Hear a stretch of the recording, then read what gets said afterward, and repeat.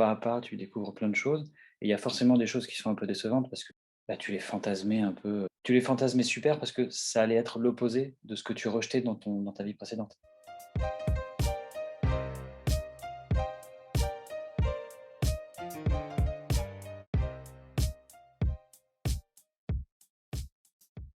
Je m'appelle Julien Dormard et après une reconversion, j'ai décidé de devenir artisan sellier maroquinier et de lancer mon activité sous le nom de Atelier Tabari.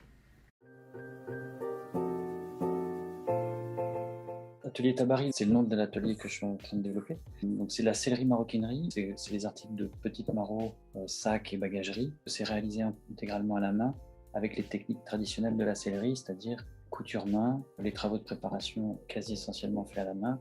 C'est la création, la conception, mise au point et réalisation de pièces de haute maroquinerie. Ça se destine plutôt à une clientèle dressée par le luxe, le sur-mesure, sur des matières en général assez exceptionnelles, qui demandent de la patience et du savoir-faire. Moi, j'ai fait une école d'ingé, donc c'est le STP, c'est l'école de travaux publics. Ensuite, j'ai enchaîné, j'ai fait un troisième cycle à HEC en audit. J'ai pas poursuivi dans cette voie-là parce que j'ai vu que ça me convenait pas. Je suis retourné faire de l'immobilier après. J'ai travaillé entre 7 et 8 ans après ma sortie d'école. 2012, j'ai quitté l'entreprise dans laquelle j'étais avec différentes idées. Pendant une période de réflexion, le travail du cuir est revenu parce que c'est quelque chose que je faisais en mon temps libre, en loisir, quand j'étais étudiant. Donc j'ai commencé en autodidacte et puis rapidement j'ai voulu professionnaliser un peu ça. Donc j'ai suivi une formation professionnelle et puis après j'ai voulu me lancer tout seul. C'est une formation continue adulte. Donc en gros, c'était un cursus qui durait presque 9 mois, avec une petite période de stage. La formation que j'ai suivie, c'est une des formations qui est chapeautée par la Chambre de commerce de Paris, dans un établissement qui s'appelle La Fabrique maintenant. Et après ça, j'ai continué à me former chez Hermès. Nous, la formule, c'était on faisait 3 mois de ce qu'ils appellent un AFPR, c'est Action de formation préalable au recrutement. Et à l'issue du CDD de 6 mois, c'était soit le départ, qui a été le cas pour moi, soit tu intègres en CDI les ateliers. Ça s'est pas forcément fait en une fois. Je pense que petit à petit, il y a eu une prise de conscience que je n'ai pas épanoui dans ce que je faisais. Des questions ont commencé à se mettre en place, à revenir souvent, à tel point qu'à un moment, soit c'est que tu veux pas écouter la réponse, soit c'est que t'as pas la réponse. Voilà, qu'est-ce que je fais là? Est-ce que c'est vraiment moi? Est-ce que ça me correspond? Est-ce que je suis heureux dans ce que je fais? Est-ce que ça me plaît? Est-ce que ça m'anime? L'indice déclencheur, ça a été effectivement la perte d'envie d'aller travailler le matin. Est-ce que je continue à y aller à reculons le matin pendant encore des années ou est-ce que je comprends qu'il y a quelque chose à faire? Ça s'est fait beaucoup à tâtons. L'idée, je ne l'ai pas trouvée avant de commencer. L'idée est arrivée et puis j'étais en train de refaire du cuir, puis pouf. J'avais le désir de tenter quelque chose en indépendant, mais je ne savais pas quoi. Je pense qu'effectivement, j'avais compris que l'entreprise, la hiérarchie, le fonctionnement, les réunionites, dépendre d'une organisation quotidienne, je pense que ça ne fonctionnait plus. Je n'avais pas forcément en face l'idée qui me permettait de me dire oui, ok, en plus, j'ai l'idée qui me plaît. Après, on rebondit sur des petites phrases à la con qui disaient trouve un métier qui te plaît et tu n'auras plus à travailler un seul jour de ta vie. Je pense que c'est un peu ça la quête, de travailler, mais que ce soit pas que du labeur, de pas y aller à reculons le matin. C'est un peu ça le terreau pour se lancer dans un projet. Pas forcément que professionnel d'ailleurs, c'est l'envie de s'amuser. Et donc dans mon projet, c'est ça que j'essaie de conserver. Parfois, je ne cache pas qu'il y a des jours où c'est plus compliqué que d'autres, hein, mais j'essaie d'atteindre ça et de le garder, que ce soit toujours captivant, drôle, voilà, de ne pas y aller en traînant les pieds. Je devais recommencer à y aller en traînant les pieds, je saurais qu'il faut que je l'arrête. J'essaierai de ne pas faire l'erreur deux fois. Je suis arrivé à Paris et puis j'ai eu l'envie de me mettre à travailler un peu le cuir. Donc, j'avais acheté une peau, je me souviens, chez un fournisseur chez qui je vais encore de temps en temps. Et puis j'avais acheté 3-4 outils. Mon outillage tenait dans une petite boîte à chaussures. Parce que j'ai gardé des pièces et en fait, aujourd'hui, objectivement, avec l'expérience et le savoir-faire que j'ai eu, bah, c'était pas si ridicule que ça. Et puis donc c'est pendant les 2 ans qui ont suivi mon départ de l'entreprise où j'étais parti avec plusieurs idées à essayer de développer. Les réflexions sur chaque piste m'ont amené à me dire non, pas ceci, non, en fait ça ne me conviendrait pas. Et je m'étais remis à travailler un petit peu le cuir, mais j'avais pas dans l'idée de développer quelque chose dessus. C'était une période où je devais voilà, simplement me poser et puis reprendre plaisir à faire quelque chose. Et très rapidement, ça a pris beaucoup de place dans la journée. J'ai fait des recherches, je regardais des tutos, je commençais à dessiner des choses et j'y passais beaucoup de temps d'un seul coup. Et je me suis dit bon, bah, on va peut-être trouver, on va peut-être arrêter de chercher. Et donc oui, j'ai commencé à, voilà, à m'équiper, acheter de l'outillage. Déjà, c'était un atelier carrément dans mon appart à l'époque. À l'époque, c'était le lancement d'Etsy, la petite boutique en ligne. Alors j'ai commencé à faire des ceintures, des ceinturons. Ça a commencé comme ça. C'est à ce moment-là que rapidement, j'ai vu que si je voulais progresser, il allait falloir se former. Déjà, sur YouTube, il y avait une source très très riche de tutos pour commencer, mais très rapidement, je voulais faire mieux, plus abouti, mieux fait techniquement, mieux fait esthétiquement. Alors, je pense que c'est pas forcément pareil pour tout le monde, mais alors dans mon cas, pour reprendre une petite phrase qui t'explique à la chambre des métiers quand tu te lances, c'est qu'effectivement, tu dois porter toutes les casquettes. Je fais tout de A à Z. Enfin, je dessine, je crée les modèles, je les conçois, passer de la feuille de papier à quelque chose qui est en volume, qui est réel. Il faut acheter les matières, il faut réaliser les pièces. Il faut ensuite communiquer, commercialiser, et on n'est pas forcément bon pour tout. Il y a des choses pour lesquelles je suis naturellement pas doué, et ça nécessiterait effectivement de s'adjoindre les compétences de quelqu'un d'extérieur. Et j'ai beaucoup de mal de savoir sur quel sujet il est vraiment essentiel de faire appel à quelqu'un d'autre. Donc je me heurte à des petits blocages encore, enfin des gros blocages parfois sur certains sujets comme cela.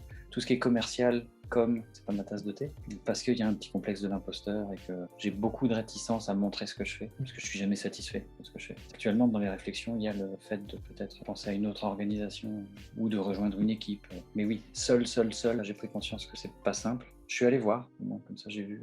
J'ai pas dit mon dernier mot, mais voilà, au moins je commence à me faire une idée de ce que c'est que de vouloir tout faire vraiment tout seul. Pour la réalisation de la pièce, quasiment tout est fait à la main. Pour certains travaux, je peux faire appel aux machines, mais sinon, voilà, la réalisation, le montage, et la couture et les finitions, c'est entièrement fait à la main. Au tout début, je faisais des ceinturons, j'étais déjà assez regardant sur la qualité de ce que je faisais. Ensuite, avec un peu plus de technique, j'avais commencé à faire des ceintures avec beaucoup plus de couture, avec des doublures, avec des boucles un peu plus raffinées. Et puis c'est là que ça a commencé à coincer parce que rapidement, j'ai voulu passer sur des choses plus variées, c'est-à-dire de la petite maroquinerie et puis du volume. Bien sûr, après, on pense au sac parce que la clientèle féminine est grande consommatrice de produits de maroquinerie. Donc au début, la cible, voilà, c'était les personnes qui pouvaient être intéressées par le fait d'acheter des ceintures. Puis assez rapidement, étant attiré par la couture main, la belle façon, on voit tout de suite que les spots se braquent sur le marché du luxe. Donc une clientèle aisée, raffinée, qui va justement rechercher des critères un peu pointus. Aujourd'hui, la question de la clientèle, de la cible, reste à l'étude dans le sens où moi j'ai une idée de ce que je veux mettre en avant. Je sais que la cible existe, mais parfois j'ai encore du mal à me dire bon, ma cible c'est un tel, et de vraiment définir une case. Dans ce que je fais, souvent on va comparer ça avec Hermès par exemple. Pourquoi je dis ça? C'est parce que c'est de la couture main, c'est des belles matières, c'est un des derniers industriels à faire de la couture main. Malheureusement, ma cible, c'est plutôt une clientèle qui ne va pas chez Hermès justement. Hermès, ça reste industriel. Moi, je vais plutôt avoir besoin d'une cible qui cherche le travail d'un artisan indépendant pour avoir quelque chose de personnalisé, de beaucoup moins mainstream, de beaucoup moins répandu. Peut-être d'avoir un contact humain directement avec quelqu'un aussi. N'ayant pas, moi, une démarche industrielle, j'accorde beaucoup plus de temps à certains détails, à certains travaux de finition. Les artisans qui vont fonctionner comme moi, et on amène des finitions beaucoup plus abouties sur certains détails des pièces.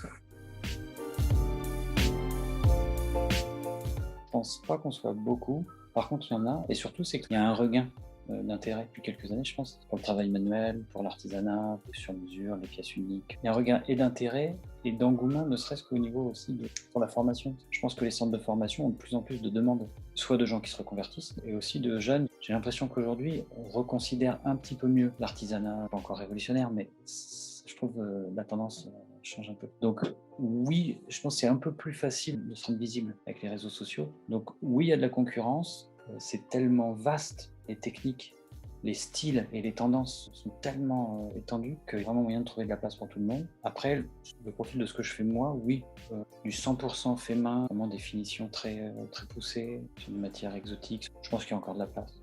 La concurrence aujourd'hui, en tout cas moi la manière dont je la vois, c'est plus la manière dont on arrive à se vendre. Du coup, la bataille, elle est plus sur le plan de la communication. Je l'affirme pas, mais moi, je le ressens comme ça. Étant professionnel, on peut voir parfois quelqu'un qui a beaucoup de retombées, qui a un flux, qui va avoir une notoriété, qui va être pas mal reconnu, et voir que son travail est valable, mais peut-être pas forcément en adéquation avec le succès qu'il rencontre, et de voir d'autres artisans qui font vraiment du travail très, très abouti et qui ne rencontrent pas du tout le même succès, parce qu'ils sont moins à l'aise avec les réseaux, ou moins présent, tout simplement. Moi, dans mon cas, j'ai de gros efforts à faire là-dessus. Pour parler de concurrence, il faudrait vraiment que je joue le jeu là-dessus. C'est assez particulier parce que les différents moyens de rentrer en contact avec la clientèle ramène pas forcément les mêmes types de clients. Parce que dans mon cas, au début, j'avais besoin de faire beaucoup de pédagogie pour expliquer ce que je faisais, comment je le faisais et pourquoi ça pouvait coûter ce prix-là. Tu sais le temps que tu passes à faire quelque chose, tu sais l'investissement que tu mets et c'est toujours un peu frustrant de se dire bon là la personne qui est en train de me parler, elle se rend pas du tout compte en fait de la différence entre ce que je fais moi et puis le truc d'à côté. Et du coup, ça paraissait un peu ingrat. Sur les réseaux sociaux, il y a à peu près tout le monde, les amateurs, comme ceux qui ont l'œil, et aussi les confrères. Par exemple, moi je suis sur Instagram, et sur Instagram, je suis des confrères, je suis des gens qui font complètement autre chose, et il y a des gens qui ne sont pas du tout maroquiniers qui me suivent aussi. Est-ce que ça ramène de la clientèle? Oui, je pense, parce que c'est, on va dire, c'est un prolongement du bouche à oreille. Après, je pense que je ne fais pas un usage assez pertinent des réseaux sociaux. Je pense que c'est des outils vraiment géniaux, des choses que je ne sais pas faire. Et puis il y a des choses où en fait je sais qu'il faudrait que je les fasse. Et puis je bloque un peu parce que ça demande de passer ce fameux cap où il faut se mettre en avant, il faut se montrer. Et je bloque un peu à ce niveau-là. J'avais un binôme qui lui était très à l'aise sur cette partie-là. Ça pourrait créer une espèce de synergie, ça pourrait marcher. Ça fait partie des réflexions. Je sais que je bloque un peu là-dessus. C'est-à-dire que si je me montrais plus, forcément je créerais plus d'attraction. Mais ça demande des efforts. Bouche à oreille, oui, qui est à double tranchant, comme je disais. Ça passe toujours par un lien, et ça peut mettre les gens un peu en porte-à-faux. Donc parfois, je peux avoir quelqu'un qui me contacte, qui me dit tiens, un tel m'a parlé de toi, j'ai tel truc à faire. Parfois, c'est tout à fait pertinent, puis parfois, c'est complètement hors sujet. Il faut être capable d'expliquer, en fait, non, c'est pas vraiment ce que je fais. Ou alors, c'est le budget qui est pas du tout cohérent. Alors, on peut se sentir parfois en amont que la personne va nous faire perdre beaucoup de temps pour un projet qui n'aboutira pas, ou ce genre de choses. Donc, mais oui, le bouche à oreille fonctionne quand c'est ciblé. Je pense que j'ai plutôt intérêt à développer les réseaux sociaux. J'ai un effort à faire dessus parce que, comme je disais, c'est très visuel ce que je fais. Des questions de forme, de design, il y a un effet séducteur de la peau, du produit, des couleurs, de l'élégance de la couture. Donc c'est très très visuel. Donc forcément, des outils comme Instagram, Facebook, il ne faut pas passer à côté. L'autre chose, c'est comme je le disais, c'est que n'étant pas un industriel, j'ai pas besoin de vendre 800 articles par jour. Enfin, il faut plutôt mettre de l'énergie au fait de vendre au prix juste, au vrai prix. Au début, c'est délicat parce qu'on est forcément un petit peu obligé de voir ses prétentions à la baisse pour pouvoir justement pénétrer un marché. Il y a toujours des petits calculs à faire. Ces derniers temps, j'ai eu quelques confirmations de ça parce que ça s'est concrétisé. J'avais fait des articles. Je doute que quelqu'un me les achète vraiment à ce prix-là. Et en fait, non, j'ai réussi en fait à avoir des clients, à valider les commandes au prix juste. Donc mon réflexe a été de me dire, voilà, j'ai eu raison de croire que vraiment c'était ça le bon prix, qu'il ne fallait pas en bouger. Certes, à ce prix-là, j'en vendrai pas 100 par jour, mais voilà, il y a un équilibre à trouver entre l'effort de production que ça me demande, le prix que ça peut ramener, et justement après c'est aussi cette notion de placement de gamme, c'est en fonction de la qualité de ce que tu fais, tu veux te placer à un certain niveau sur le marché aussi. Enfin, tout ça c'est des équilibres. Moi je tâtonne beaucoup. Là, actuellement, en fait, il y en a plus ou moins un. J'ai un problème avec l'image. Ouais, le fait de me montrer, ça peut être mon projet, ça peut être mon travail, ça me fait un peu bloquer. L'obstacle actuellement, il est là. Je sais que tu suis mon Instagram et ça doit faire 1 mois et demi ou 2 mois que j'ai rien publié. Pourtant, je continue de bosser et il sort des choses quasiment quotidiennement à l'atelier. Mais depuis quelques temps, là, je suis jamais satisfait des photos. Je me dis non, je peux pas publier ça, c'est pas bon, c'est trop moche, la lumière est pourrie, ou l'article vaut pas le coup, ou ce genre de choses. Donc ça, c'est un obstacle actuellement. Commercialement, il y a un moment donné, si je veux vendre, il faut que je montre.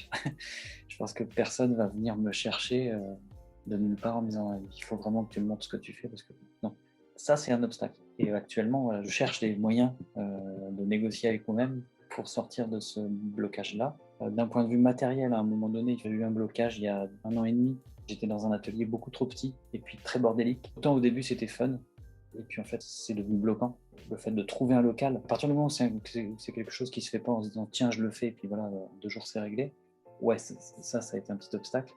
Des blocages qui m'empêchent d'atteindre des objectifs, voilà, ce serait plutôt ça, c'est l'image et le fait du coup de ne pas avancer commercialement. J'ai toujours pu me dire là en ce moment ça je peux pas le faire, mais je peux au moins avancer sur tel truc. Du coup, si on doit mettre le doigt sur quelque chose, c'est ça, l'image, le fait d'oser. Parce que c'est très couillon, mais ça se résume à ça. Puis sur cette ligne-là, il faut juste passer cette ligne-là. Il n'y a pas de danger en fait, mais il y a un petit blocage qui freine beaucoup l'avancement. Dans un parcours professionnel, je pense en tout cas moi c'est comme ça que je l'ai vécu, il y a des cycles plus ou moins courts. D'un seul coup, tu te mets à avoir envie de nouveautés.